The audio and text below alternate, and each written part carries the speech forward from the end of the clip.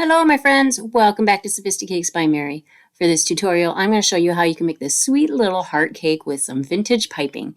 This is fairly simple to do with a little bit of experience, a little bit of a background, and even this would be a good beginner cake for someone who wants to go have a go at a vintage piped cake, but they don't want to do all of the really fancy details.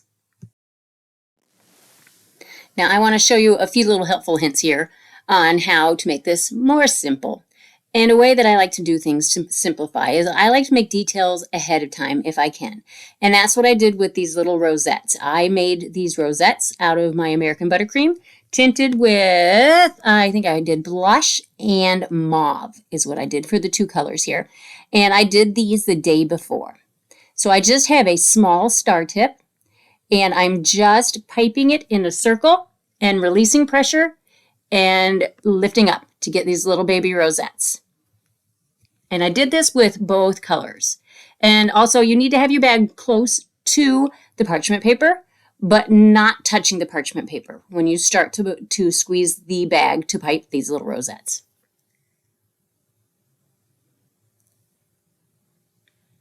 And then pop them into the freezer. It really only need to do maybe 15 minutes, but you're fine with doing it the day before, maybe even a couple days before. And I did this one the day before. I did the rosettes the day before. And this is the next day. I am prepping my cake layers. These, I think these are 6-inch heart pans is what they used on these. For orders for work, I am not typically the one that does the baking. So I'm guessing this is probably 6-inch layers. And I did 3 of the 6-inch ones. And I'm just leveling off the tops here to make my job a little bit easier. And I just hold my elbow in at my side and try not to move the blade any more than I have to. More move the cake, not the blade. Makes it a little easier. And then I'm putting a little bit of simple syrup on the layers. We always do this. Simple syrup is just 1-to-1 ratio of water and granulated sugar. Bring it to a boil and then you let it cool. And what that's going to do is keep your layers moist. And when you do your simple syrup, spritz them pretty good, but don't douse them so much that the cake itself becomes soggy. There's a happy medium there. And then I did a thickened jam, a little bit of buttercream, and then a raspberry preserve layer. And then I did the same thing throughout the entire cake.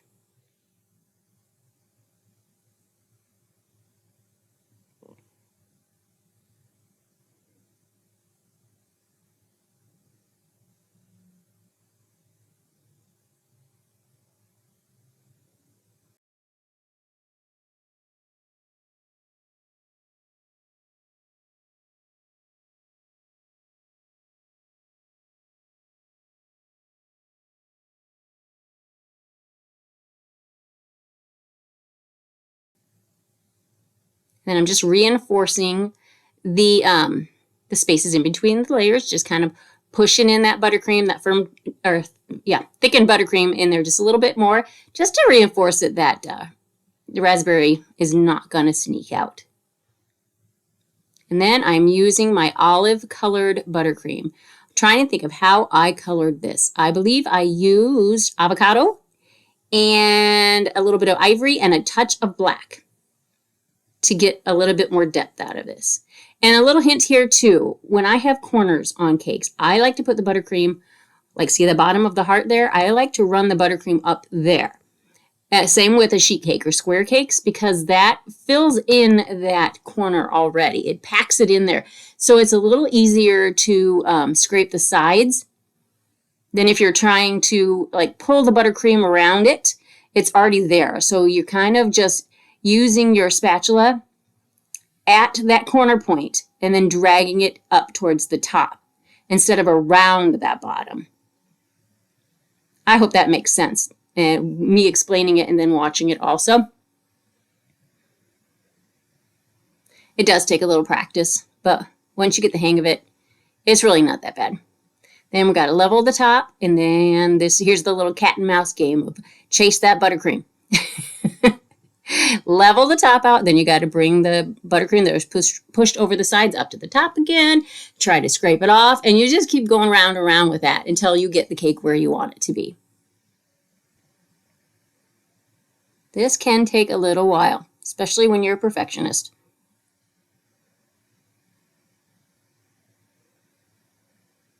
Now, if you have trouble getting it as smooth as you want it, do one layer. Don't worry too much about it. Remove the excess, put it in your freezer, let it firm up, and then do a second thinner layer over the top of that. I find if you have a more solid foundation of a firmed up set of buttercream, then it's a little easier to get those sharp corners. I, of course, try to do it without doing that step, but sometimes you just got to do it.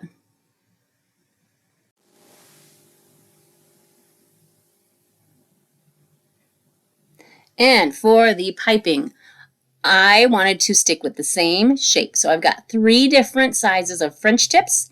And then I have a petal tip and a leaf tip. And we're just going to do a simple, bigger scroll. I keep doing that. Shell border around the bottom. And then we're going to do that around the top as well.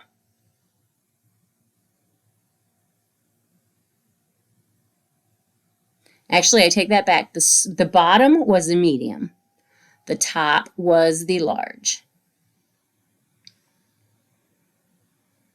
When you squeeze your bag and you pull it up and down, and when you get down to the tip, then you just release is kind of the verbal way to explain how you do that. And then with the leaf tip, we're using the thinner end out and the thicker end towards the cake and just piping a little bit of a ruffle on top of that first shell border. And then go in with our smaller tip and do a row of shell border all over that. Now with this cake, you could do some swags. You could do some drop lines on the top if you want to, but that's not what they wanted for this order. We're keeping it a little bit more simple, and that's fine. It doesn't always need to be overdone. And then we just take our little rosettes out of the freezer, and since they are frozen, I can handle them for a little while anyway. You don't want to take forever because they do start coming to room temperature fairly quickly. And if that happens, just pop them back in the freezer again. Just for a couple minutes. It doesn't take long, so it's not going to really set you back too far time-wise.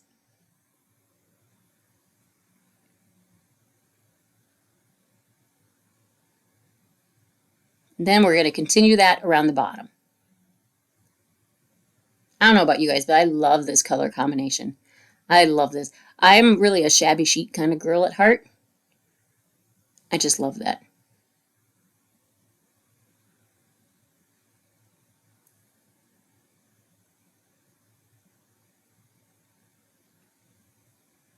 And now we're piping our little leaves. I used, was it forest green with a little bit of black? I think is what I added to the forest green to get it this deep, deep color. And I'm just piping small leaves. So you release the pressure fairly early as soon as you start squeezing it in underneath your rosettes.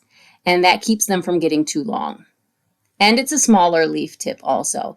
And when you use a leaf tip, you want to keep, it looks like a bird's beak. And you want it to be up and down, not sideways. Otherwise, if you go sideways, you're not going to get leaves. And this is what it looked like before the final addition. I was not aware at this point that there was more going on this cake, so I went ahead and I took a video of the end. But turns out they wanted to have a heart-shaped pearl design on the top. And you can see I did it once. Thought I should film this, so I took them off. And I wanted to show you how I did it. So I just used a heart cutter to press in the shape of the heart. And then I'm just using these large dragées to make the heart shape a pearl heart. I think that's really pretty. And then I added some on the very bottom to tie it together.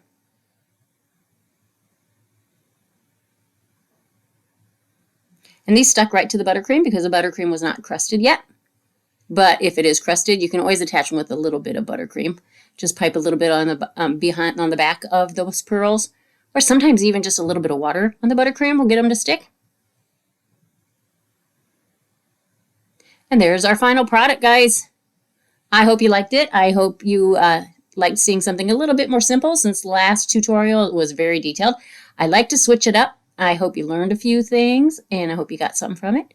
And please like, subscribe, and share. I don't always say that, but keep it up, guys. We're doing good, and I appreciate every single one of you. So thank you guys so much for taking the time to watch my video. And if you'd like to watch some other videos, go ahead and click on the link to one of these other videos shown here. And if you would like to check out my other social media, I am on Facebook and Instagram under the same name, Sophisticakes by Mary. And please take the time to share, like, subscribe, and hit the notification bell so that you know when I upload another video. Thank you so much, and we'll catch you on the next tutorial.